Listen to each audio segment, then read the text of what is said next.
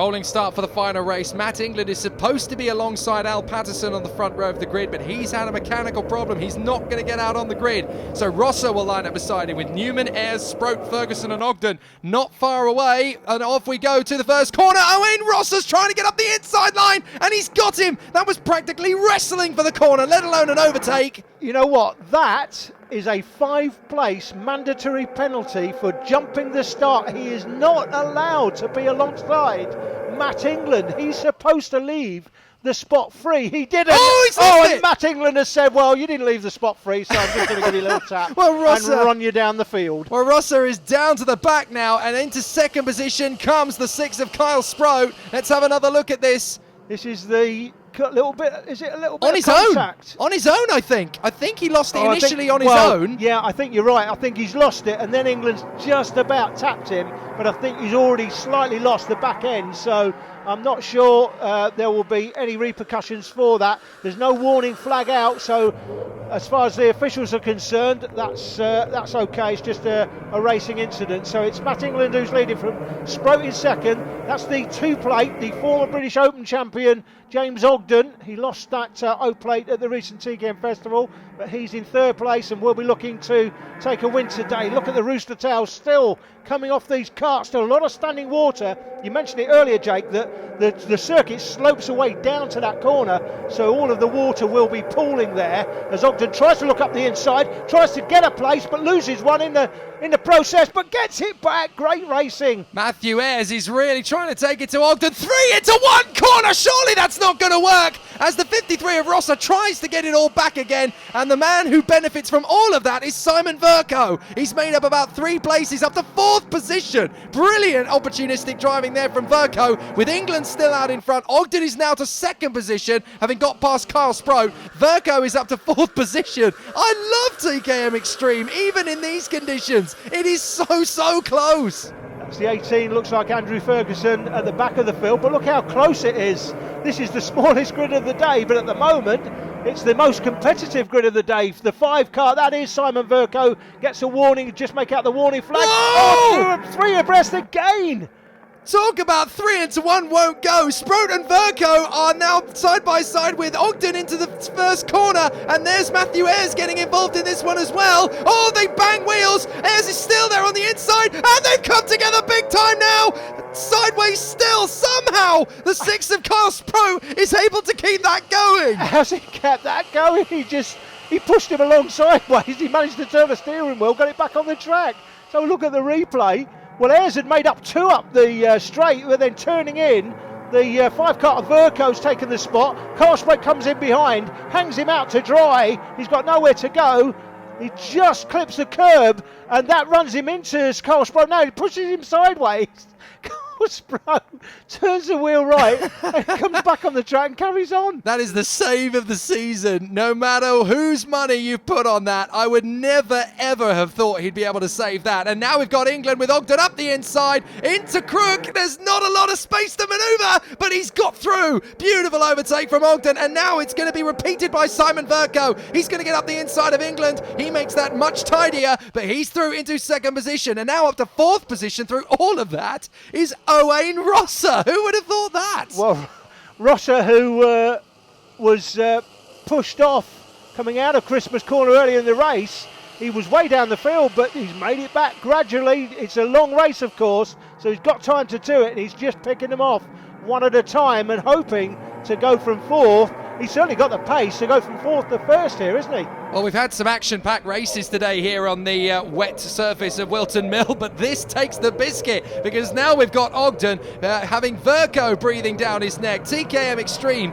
the grids may not be high, but the action is absolutely fever pitch. We've got an amazing scrap for the lead again. Ogden versus Verco. England is not far away, and do not think that because he's gone from 1st to 3rd, he's out of it. There's a little nudge, and that was well held by James Ogden. Verco's going to get another look down Manuel's back, but here comes England. That's allowed him to go for 2nd position, and it looks as though Sproat is going to get on the inside of Rosser. Has he made it? No, Rosser shuts the door. This is magnificent. From 1st down to 6th, we've got action and drama all the way. Oh, look at this. I'll tell you what, 9 karts were supposed to take the grid. We obviously lost Al Patterson, didn't we? So only 8 karts actually started, and we've still got 7 karts, look, on the same piece of tarmac there, on the same short straight. We've still got 7 karts still in it. The most competitive race of the day with the smallest grid. Come rain or shine, these guys deliver just fine. Absolutely beautiful in the toe of the boot and out down the hill towards the final corner. It is the 2 of Ogden who holds this lead. Let's watch these 2 battling for 4th position, and battle is the word. Rosser and Ayres having a great scrap for 4th position. They both got past Kyle Sproat in the 6, who's down to 6th position appropriately enough, and there behind them is Peter Newman in the 78. Well, it might be a small field, but we've had to go to the race action highlight reel because there's so many overtakes in a short period of time. That's the first one. That was Matthew Ayres on Simon Verco. Now we've got the 6 plates, Kyle Sproat down the inside of Verco, so he's lost 2 places.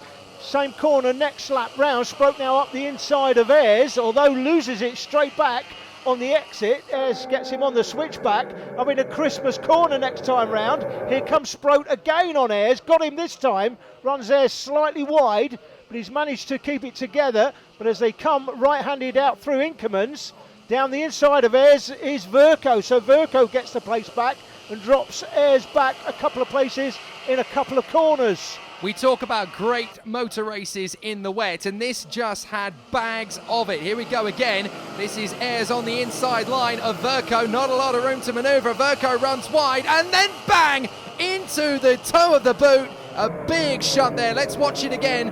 Ayres has got a very difficult line to take on the inside line there. Doesn't quite get it right. Verco comes back and just claims the line when Ayres is already there.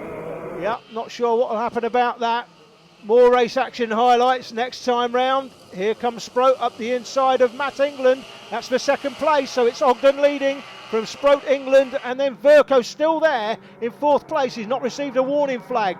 I'm going to need some form of calming down medication at the end of this. I'm high as a kite just watching these guys at the moment. Down at the inside straight towards the boot, in through the ankle, up towards the toe, and Ogden still holding this line. A little bit of a shove there as England has a look at Sproat. Can't quite get the move done, but Kyle Sproat is desperately trying to hang on to this 2nd position with England in 3rd, Verco in 4th. Rosser is waiting in the wings there in 5th position. This is magnificent battling on the last few laps of this weekend, and it is going to be absolutely magnificent to watch these guys duke it out for position. Out the inside comes England. They bang wheels. He and Sproat get together, and now Verco's going to have another look to try and make his way past Matt England. I thought we'd had all the action we were going to get in this one. No chance. There's plenty more.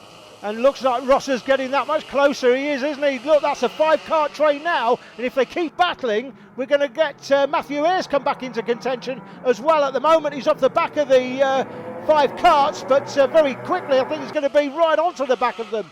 Up on the curbs, down on the circuit once again, getting to the breaking point. England closes up on Sproat. Sproat closes up on Ogden. He's having a look on the inside of the boot, but he can't find the way through. And somehow Ogden is hanging on to all of this. England down the final turn. That's a brave move, and it's going to put Sproat sideways. Verco's going to go to his right, and he shuts the door just in time before he makes the move for 3rd position. This is brilliant stuff. Every one of these drivers has got the ability to win this one, and all 5 of them have got a claim to it. They've all pretty much been at the front at some point. Up the inside again comes Sproat. He takes the lead off Ogden. England and Verco not far away. Rosser's there in 5th position. Ayres is catching all of them. This is going to be a 6-kart scrap. One of the best races of the season from Super 1. Up the inside goes Ogden for the lead. Goes Verco for 3rd. And it looks like he might even take on Sproat for 2nd. Going into the left-hander of Parker. He's up the inside. Can he make it there? No, Verco's got England to his left. I'm struggling to keep up. Rosser's going to get both of them to 3rd position.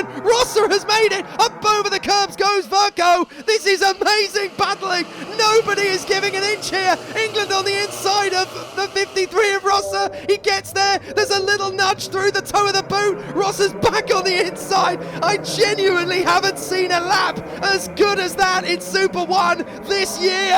Absolutely unbelievable racing, unbelievable. 8 cars started, there's still 6 in it. We're into the last lap. It's Ogden that's got the lead. Sproat's put in the fastest lap, but he's not got track position. That's James Ogden who's got the lead. It's unbelievable stuff. Rosser's back on the inside of theirs now, as down to the back of the queue goes Simon Verco. So it is already a complete shuffle of the deck on the last lap. And who is going to get this one? If Ogden can hang on to this and win it, that would be sensational, considering how many times these positions have changed through the final sections of the lap. Sproaty's having a look. England's down the inside for second. That could give Ogden the victory. They bang wheels. They slide together. Power sliding. It's more rallycross than karting. Rosser's got both of them round the outside to the right. He's going to hold it round the right side. He's still there in second position. What a move from Owain Rosser into P2. Ogden is away clear. He's going to get this. Sproat throws it up the inside of England for third position. It's a win for Ogden. Rosser is second. Third position for Matt England.